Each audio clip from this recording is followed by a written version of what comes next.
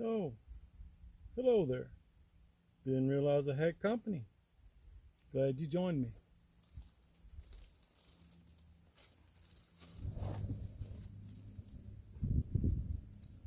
Well, while I've got your attention, I want to talk about something. I want to talk about my favorite backpacking stove.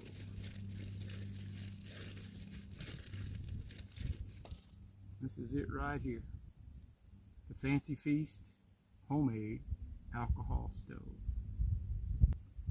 This is what I carry my fuel in. That holds 3 ounces, which is good for 3 cups of coffee, or heating up 16 ounces of water 3 times.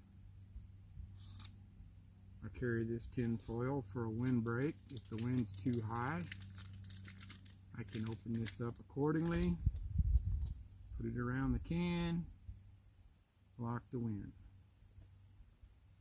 In my opinion, this is the best little backpacking stove that you can have. It's very light. 1 ounce of fuel is absorbed by that carbon fiber, so if you were to turn it over, it wouldn't spill.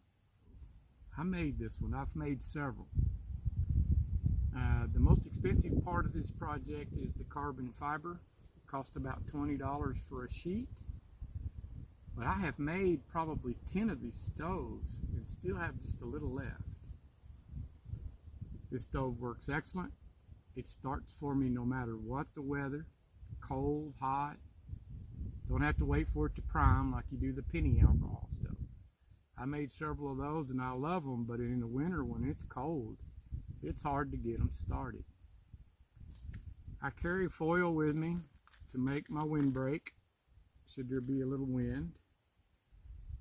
And I carry 3 ounces of alcohol with me. That is good for boiling water 3 times, at least 16 ounces at a time.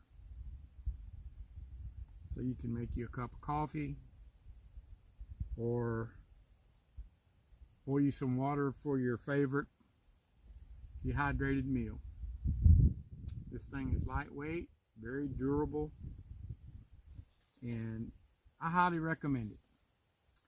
And with that said, not too long ago I did a video showing how to construct this little alcohol stove. And I will post that in a few days, and if you're interested in that, then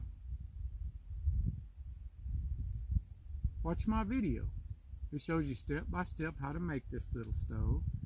There are probably some better videos out there. I know the Paleo Hiker, he's the one I watched on YouTube to get the instructions to build mine. There's a gentleman called Hiram. Just type in Hiram alcohol stoves. He has several videos. He even shows you how to make a simmer ring, because one of the complaints about these is you cannot simmer. Well, that's not true.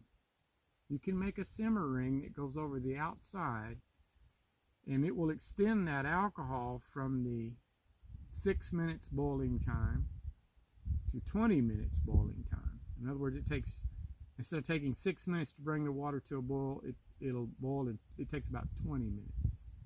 I know I'm stuttering. And it also extends that fuel from like an 8 to 10 minute burn to a 40 minute burn. 1 ounce of alcohol. So check out his video on that simmer ring, because I've made several for my kit. I just don't have one with me here. But as I say, this is my favorite backpacking stove. I have a canister stove, and one January morning on my birthday, I fired it up with the pocket rocket to make me some coffee, and it actually froze up. I had to put my hands around the canister to get it to flow. Don't have that problem with this.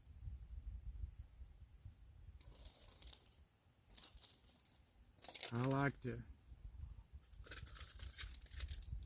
carry it in a plastic bag just for spill-proof reasons.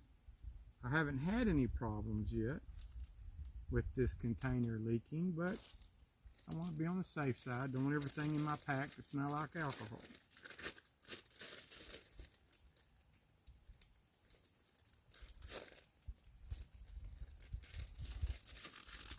This is how I carry it. I just nest it inside my cup, stick my cup in this bag.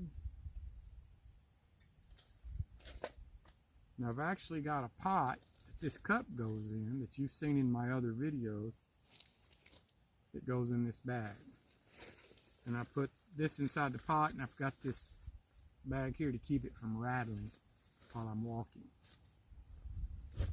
Anyway, if you're interested in building your own alcohol stove, check out my video. I'll post it in a day or so. This is Wandering Graybeard saying, get out into the woods. It's good for the body and it's good for the soul, and you know, peace and quiet is good for the mind, especially in the times we're living in right now. Adios.